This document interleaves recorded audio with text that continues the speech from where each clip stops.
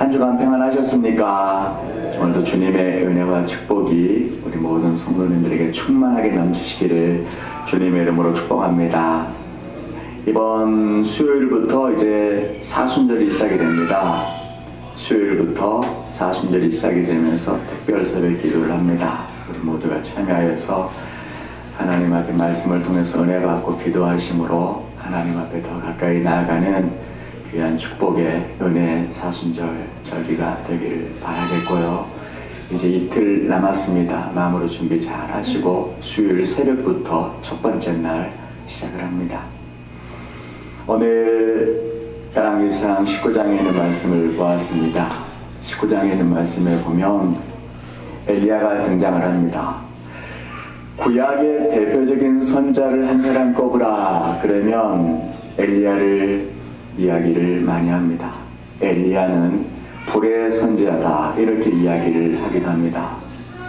어느 날 갈멜산에서 바알 선지자 450명, 아세라 선지자 400명 이렇게 850명과 엘리야 1대 850의 영적 대결이 펼쳐지게 되는데 영적 대결에서 엘리야가 이기게 됩니다.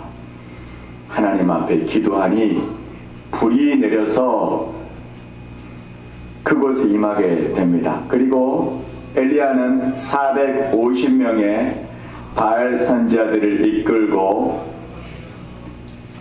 계곡으로 갑니다. 계곡으로 가가지고 거기에서 돌로 다 쳐서 죽입니다. 기손 시내로 내려가서 죽이게 됩니다.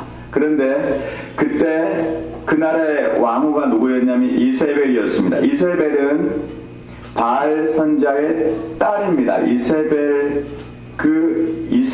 왕후가 이 소식을 듣게 되니까 가만히 있을 수가 없습니다. 그래서 엘리야를 죽여야 된다. 이 음성을 듣게 되는데 엘리야를 죽이지 않으면 너가 벌을 받게 될 것이다.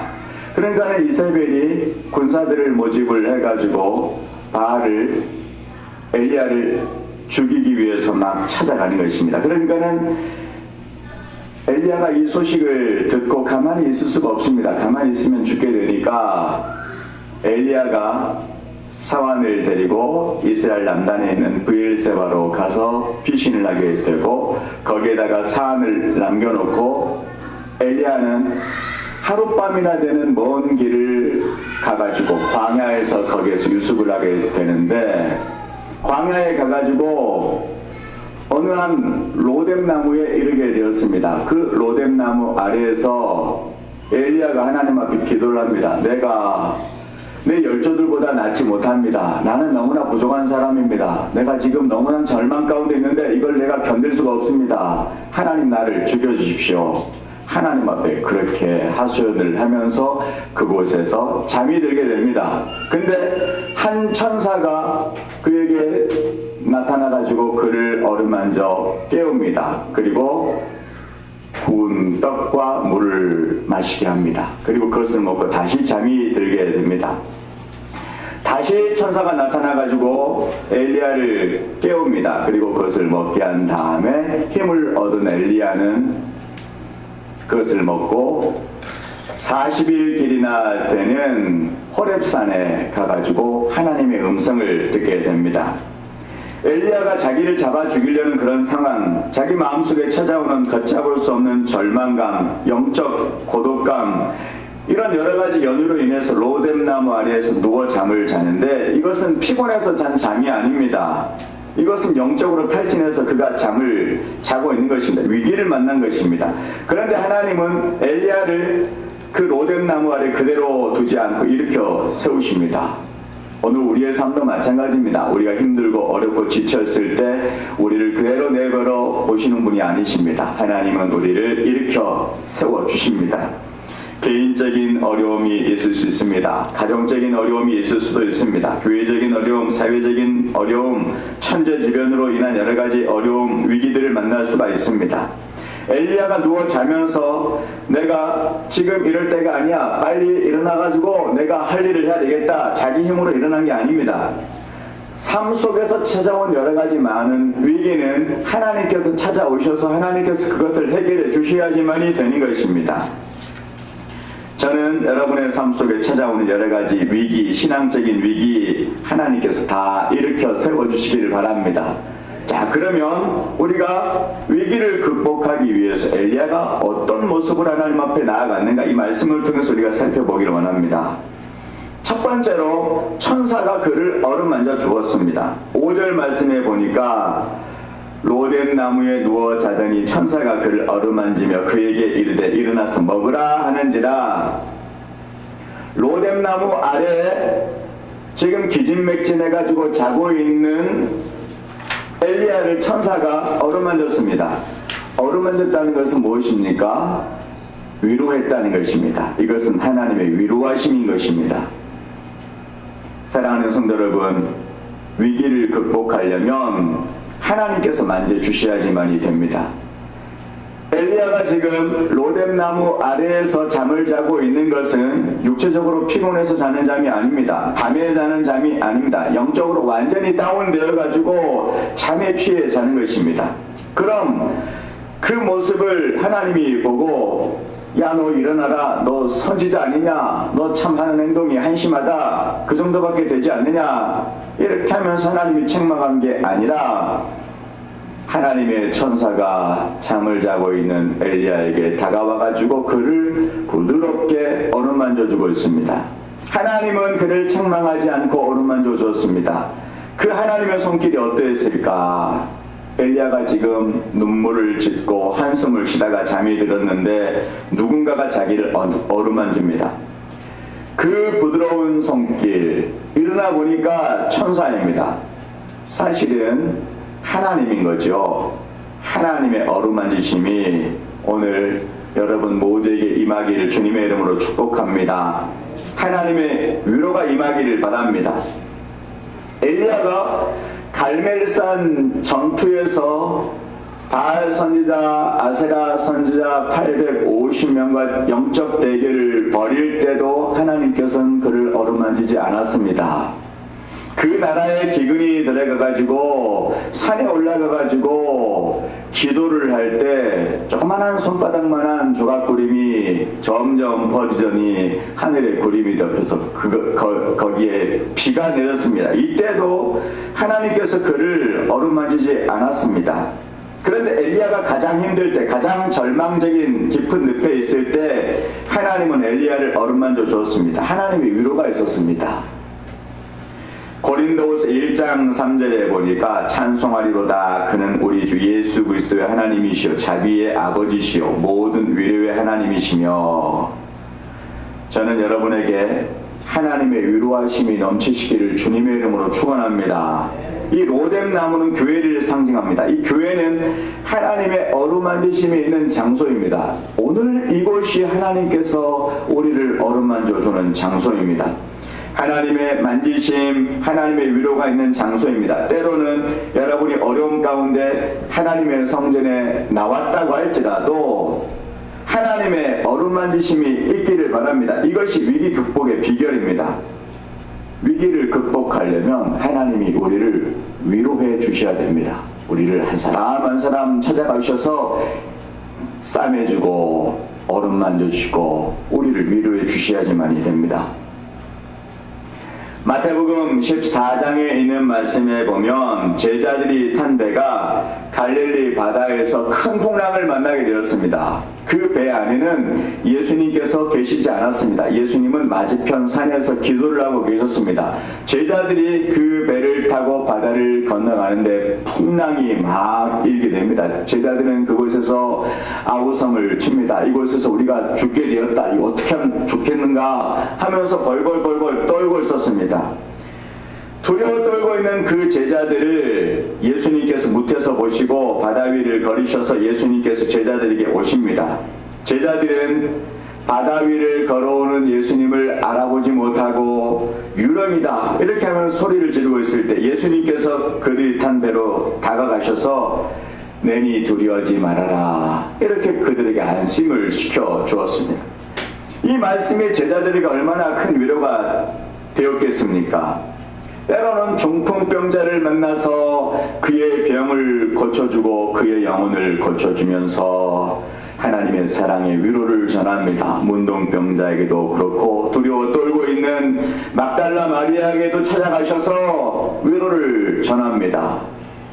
그리고 예수님께 십자가에 죽으시고 부활하신 다음에 예수님이 계시지 않는 그 모습으로 인해서 굉장히 당황하고 힘들어하고 있는 제자들을 찾아가셔서 예수님께서 하신 말씀이 뭡니까? 너희에게 평강이 있을지어다 하면서 제자들을 위로하십니다.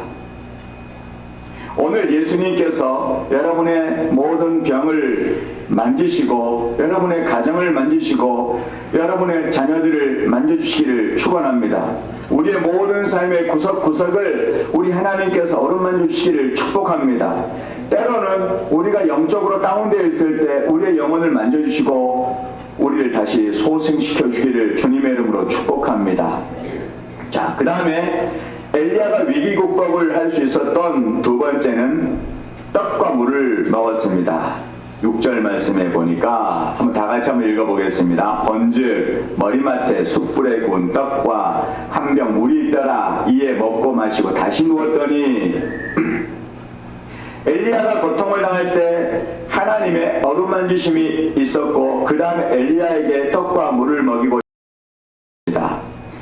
떡은 무엇입니까? 생명의 떡이신 예수님을 상징합니다. 물은 성령님의 생수를 상징합니다. 이것은 하나님께서 우리에게 말씀과 성령을 주셔서 위기를 극복하게 하신다라고 하는 것입니다. 사랑하는 성도 여러분, 이곳에서 여러분들이 말씀과 성령을 먹기를 바랍니다. 이 로뎀나무, 하나님의 교회는 떡과 물을 먹는 것입니다. 여러분이 이곳에 오셔서 떡과 물을 먹으면 일어나게 되는 것입니다. 우리는 하나님 앞에 나와서 기도하면서 말씀을 받으면서 떡과 물을 얻고 힘을 얻게 되는 것입니다. 그저께 우리가 심야 기도했습니다. 지하 성전에서 하나님 앞에 간절히 기도하고 말씀을 받으면서 하나님께 주시는 은혜를 우리가 받는 것입니다. 새벽 예배 시간도 마찬가지입니다. 모든 예배를 통해서 하나님 앞에 영광을 올려드리는 것이지만 이 예배를 통해서 하나님께서 우리에게 말씀을 주시고 은혜를 주시고 말씀을 통해서 또 성령의 역사를 풍성하게 공급을 해 주시는 것입니다. 우리가 삶을 극복하는 것은 육적인 양식이 나를 살리는 것이 아닙니다. 요한복음 6장 63절에 보면 살리는 것은 영이니 육은 무익하니라. 내가 너희에게 이런 말은 영이요 생명이라. 살리는 것은 영이다 말씀을 하고 있습니다. 신명기 8장 3절에 보면 너를 낮추시며 너를 줄이게 하시며 또 너도 알지 못하던 내 조상들도 알지 못하던 만나를 내게 먹인 것은 사람이 떡으로만 사는 것이 아니요 여호와 입에서 나오는 모든 말씀으로 살 것이니라 하시니라. 이렇게 말씀을 하고 있습니다. 우리가 살아가는 길은 하나님의 말씀인 것입니다. 우리는 하나님의 집 교회에 와서 말씀과 성령을 먹을 때 우리는 위기를 극복할 수가 있습니다. 이사야 44장 12절에 철공은 철로 연장을 만들고 숯불로 일하며 망치를 가지고 그것을 만들며 그의 힘센 팔로 그 일을 하나 배가 고프면 기운이 없고 물을 마시지 아니하면 필요하리라. 철공을 하는 사람이 쇠붙이를 가지고 불에다 넣습니다. 빼가지고 망치로 다듬고 또 불에다 넣고 물에다 넣고 망치로 다듬고 그 일을 반복하면서 자기가 원하는 연장을 만듭니다. 철공이 그 일을 할 때 먹을 것이 없으면 그 일을 하지 못합니다. 힘이 들기 때문에 물이 없으면 그 일을 하다가 지쳐버립니다. 기운이 다 빠져버리고 마는 것입니다. 요즘 공사 현장에서 보더라도 항상 그곳에는 물이 있습니다. 일하는 현장에는 물이 있고 그 안에 간식이 있고 하면서 물과 먹을 것을 먹으면서 힘을 내가지고 일을 하는 것 아니겠습니까? 우리가 육적으로 적당한 음식을 먹어야 합니다. 물을 먹어야 됩니다. 왜냐하면 몸은 70% 이상이 물주머니라 되어 있습니다. 몸에 물이 떨어지면 사람은 죽습니다. 그렇기 때문에 물은 우리의 생명과 같은 것입니다. 그래서 우리는 물을 많이 마셔야 됩니다.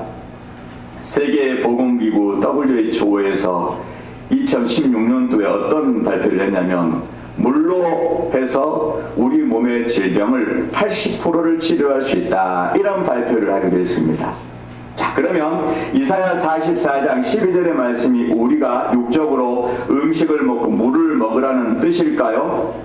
이 말씀은 내가 말씀을 먹지 않으면 우리는 영적 기운이 없어지는 것입니다. 여러분, 우리가 아무리 밥을 많이 먹고 고기를 많이 먹고 야채를 많이 먹어서 육적인 힘이 있어도 영적인 힘이 없으면 마귀에게 지는 것입니다.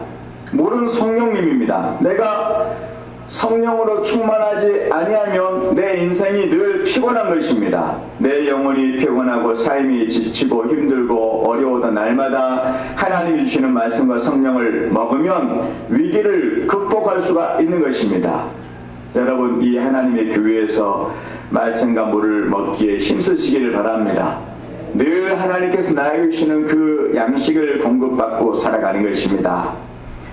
이사야 40장 30절과 31절에 보시면 소년이라도 피곤하며 곤비하여 장정이라도 넘어지며 쓰러지되 오직 여호와를 앙망하는 자는 새 힘을 얻으리니 독수리가 날개치며 올라감 같을 것이요 다른 박질하여도 피곤하지 아니하겠고 걸어가도 피곤하지 아니하리로다. 오늘날의 시대가 이런 시대 아니겠습니까? 어린아이들도 피곤하고 힘들어합니다. 조그만 아이들도 피곤하고 힘들어하는 게 있습니다. 중고등학생 아이들도 피곤하고 힘든 게 있습니다. 학교 공부해야 되고 학원 공부해야 되고 친구들하고 놀고 싶은데 놀지도 못하고 또 이렇게 자유도 없는 시간을 가질 때가 있습니다. 어린아이들도 피곤하고 힘들어 있을 때가 있고 장정도 곤비하고 넘어지고 쓰러지는 시대입니다. 그러므로 우리는 여호와를 앙망함으로 새 힘을 얻어야 됩니다. 그래야지 우리가 살 수 있습니다. 우리 성도들은 삶에서 힘이 빠지면 안 됩니다. 힘이 넘쳐야 됩니다. 신명기 25장 13절에 보니까 아말렉은 이스라엘 백성들이 피곤할 때 그 뒤에 약한 자들을 쳤습니다. 마귀는 우리가 영적으로 약할 때 치고 들어옵니다. 그러니까 우리가 약해지면 안 됩니다. 우리는 떡과 물을 많이 먹어야 됩니다. 성령으로 충만하고 말씀으로 충만해야 됩니다. 늘 감사로 기쁨으로 충만해야 하는 것입니다. 우리가 날마다 노랫나무에 들어갈 수가 있습니다. 그런데 거기에서 잠만 자면 되겠습니까? 힘을 내야 됩니다. 그 로뎀나무에 들어가서 엘리야가 하나님 앞에 하소연하고 내가 죽기를 원합니다. 죽여주십시오. 이것이 우리에게 반복이 되면 안 됩니다. 내 일생에서 한두 번이면 족한 것입니다. 우리는 일어나야 됩니다. 더 이상 로뎀나무 아래에 누워있기만 하면 안 됩니다. 그러려면 우리 하나님께 주시는 떡과 물을 먹어야 됩니다. 그래서 우리는 힘을 내는 것입니다. 지금 엘리야의 형편을 보면 그대로입니다. 이세벨이 군대를 이끌고 엘리야를 잡아가지고 죽이려고 하는 그런 상황에 똑같이 놓여 있습니다. 그러나 엘리야는 하나님의 어루만지심과 하나님이 주시는 떡과 물을 먹고 힘을 냈습니다. 우리는 교회에 와서 가장 힘쓸 일은 하나님의 말씀을 듣는 일에 힘을 써야 됩니다. 내가 올 때는 로뎀나무에 엘리야가 온 모습처럼 온다고 할지라도 나갈 때는 힘을 내어서 당당하게 힘을 내어서 이 성전을 내려가시기 바랍니다. 예수님이 나신 베들레헴은 그 뜻이 떡집이라고 하는 뜻입니다. 떡, 하나님의 말씀입니다. 요한복음 1장 1절에 태초에 말씀이 계시니라 이 말씀이 하나님과 함께 계셨으니 이 말씀은 곧 하나님이시니라 말씀합니다. 1장 14절에는 말씀이 육신이 되어 우리 가운데 거하시며 아버지의 독생자의 영광이요 은혜와 진리가 충만하더라 이렇게 말씀을 합니다. 말씀이신 하나님이 인간의 몸을 입고 육신으로 오셨습니다. 말씀은 곧 예수님입니다. 디모데전서 4장 1절에 성령이 밝히 말씀하시기를 요한계시록 2장 11절에 귀 있는 자는 성령이 교회들에게 하는 말씀을 들을지어다 이 말씀은 곧 예수님인 것입니다. 제가 여러분에게 지금 말씀하고 있는 이 말씀은 이게 하나님입니다. 이게 예수님이고 이게 성령님입니다. 그래서 내가 말씀을 간절하게 내가 예수님을 먹으면 내가 예수님을 먹는 것이고 또한 성령님을 먹는 것이고 하나님을 먹는 것입니다. 우리는 예수님을 먹어야 됩니다. 예수님은 자신을 가리켜서 뭐라고 합니까? 나는 생명의 떡이다. 분명하게 말씀을 하고 있습니다. 생명의 떡인 나를 먹어라 말씀을 하고 있습니다. 엘리야 선지자가 그곳에서 자고 떡과 물을 먹지 않았으면 그는 죽었습니다. 떡과 물을 먹고 살았습니다. 우리는 말씀을 먹지 않으면 죽습니다. 우리는 날마다 말씀을 먹습니다. 이것은 예수님을 먹는 것이고 성령님을 먹는 것입니다. 떡과 물은 하나입니다. 그래서 칼빈 신학자는 어떻게 표현을 했냐면 말씀의 수레를 타고 성령님이 오신다 그 말을 했습니다. 사도행전 10장에 있는 말씀에 보면 고넬료가 등장을 합니다. 그런데 고넬료가 하나님의 말씀을 듣는 중에 성령이 그곳에 임하였습니다. 말씀을 듣다가 성령을 받는 것입니다. 이것은 물과 성령을 이야기합니다. 엘리야가 천사가 깨워 한 번 먹고 나서 또 잤는데 다시 천사가 깨웁니다. 7절에 여호와의 천사가 또 다시 와서 어루만지며 이르되 일어나 먹으라 내가 갈 길을 다 가지 못할까노라 하는지라. 엘리야가 너무 탈진해서 깊은 잠에 빠져 있습니다. 다시 그를 천사가 깨웁니다. 그러면서 엘리야가 일어나서 먹으라. 엘리야가 일어나 보니까 숯불에 구운 떡과 물이 있습니다. 이것을 먹고 다시 힘을 얻고 하나님의 성산 호렙산까지 가게 됩니다. 우리는 떡과 물을 먹으면서 가나안을 갑니다. 가나안이 어디입니까? 천국인 것입니다. 우리는 말씀으로 충만하고 성령으로 충만하여서 하나님께서 우리에게 준비하신 그 천국을 향해서 가는 것입니다. 늘 우리는 성령 충만해야 합니다. 말씀으로 충만해야 됩니다. 우리의 인생길에 하나님의 은혜가 충만해야 됩니다. 그 믿음과 확신을 가지고 감사와 기쁨을 가지고 우리는 천국을 향해 가는 것입니다. 뷔페 가가지고 음식을 잘 먹었다고 해가지고 그 다음날 음식 안 먹습니까? 나 어저께 이렇게 차려놓은 음식을 내가 마음껏 먹고 또 먹고 또 먹었다. 나는 배가 너무 부르다. 하루 지나면 이게 다 소화가 돼가지고 배가 고픕니다. 어제 아무리 맛있는 음식을 먹었다고 할지라도 새날이 되면 또 음식을 먹어야 하는 것입니다. 찬송가 그 찬송가 있지 않습니까? 평생에 듣던 말씀 또 들려주시오. 하나님의 말씀을 계속 듣고 어저께 듣고 그저께 듣고 1년 전 듣고 2년 전 듣고 10년 전에 들었지만 평생에 내가 그 말씀을 계속 들어왔지만 또 들려주시오. 또 들려주시오.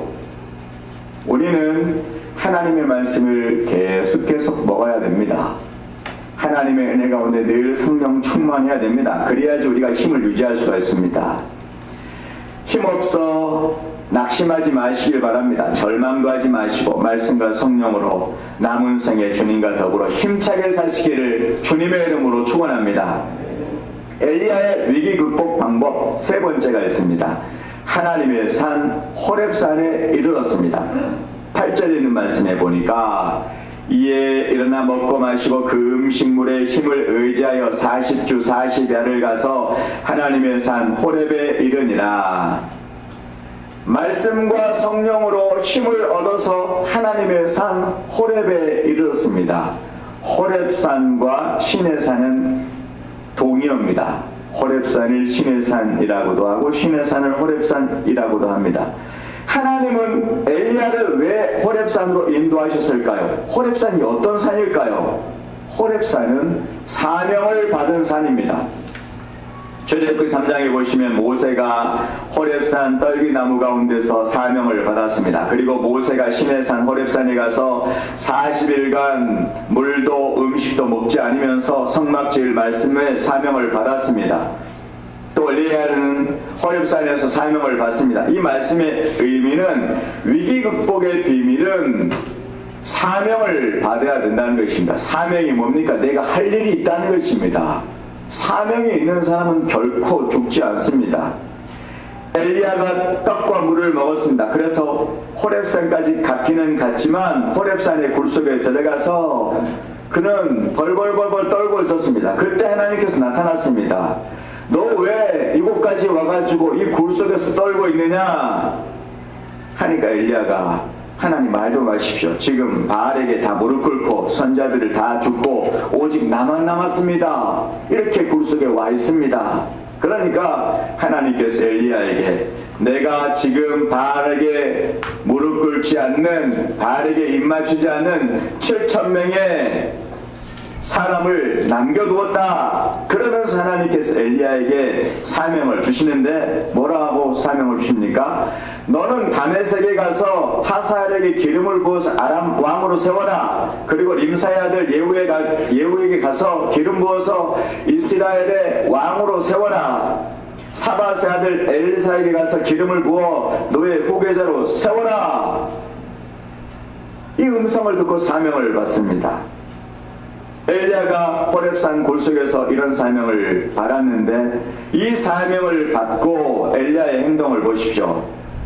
열왕기상 19장 19절에 엘리야가 거기서 떠나 사밧의 아들 엘리사를 만나니 겉옷을 그 위에 던지더니 자기의 겉옷을 엘리사에게 던집니다. 엘리사는 그 겉옷을 받고 엘리야의 후계자가 됩니다. 사명을 받았습니다. 우리가 완전히 위기에서 벗어나기 위해서는 하나님의 어루만지심도 말씀과 성령도 있어야 되지만 사명을 받거나 사명을 회복해야 합니다. 내가 할 일이 있다는 것입니다.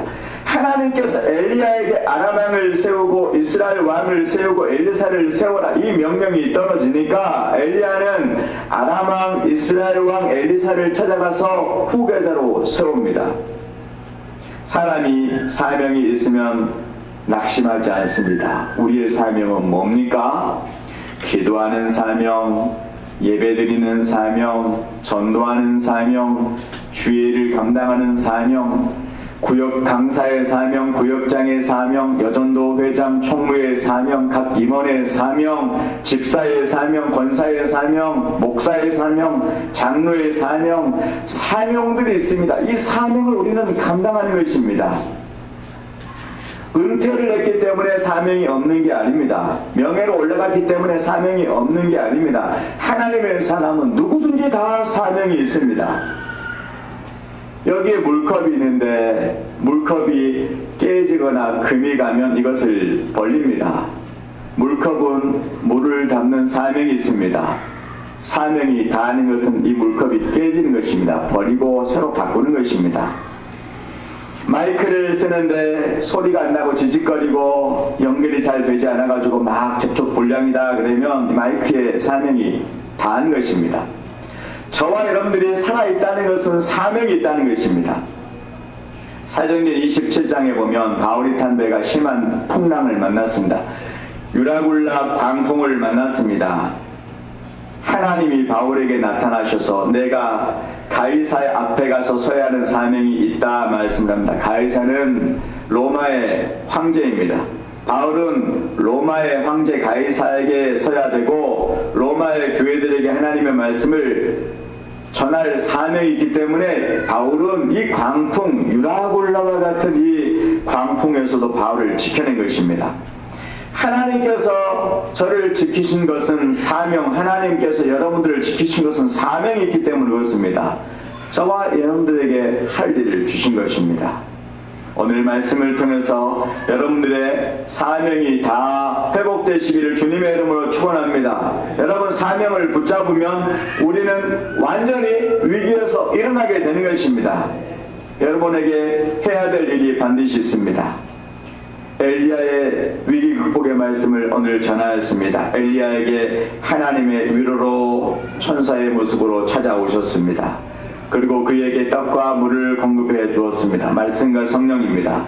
우리가 이 세상에서 말씀과 성령의 인도하심으로 천국까지 가야 됩니다. 그리고 사명을 가지고 주님을 위해서 우리가 힘차게 살아가야 합니다.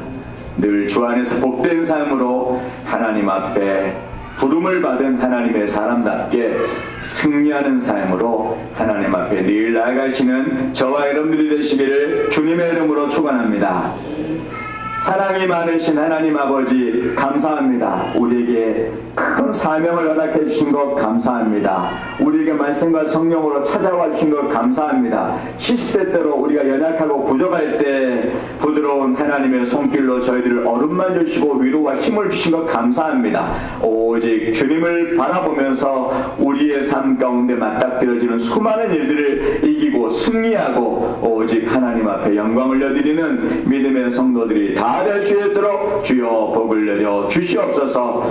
이번 사순절 특별 새벽 기도회가 하나님의 말씀과 성령으로 충만한 시간들이 되게 도와주시고 각자 하나님께서 찾아와 주시고 위로하시고 싸매주시는 그러한 시간들이 되게 도와주시고 우리의 삶을 다시금 회복하고 하나님의 나라와 복음을 위해서 힘차게 살아가는 저희들 될 수 있도록 귀한 절기로 우리 하나님 축복하여 주시옵소서. 예수님 이름으로 기도합니다. 아멘.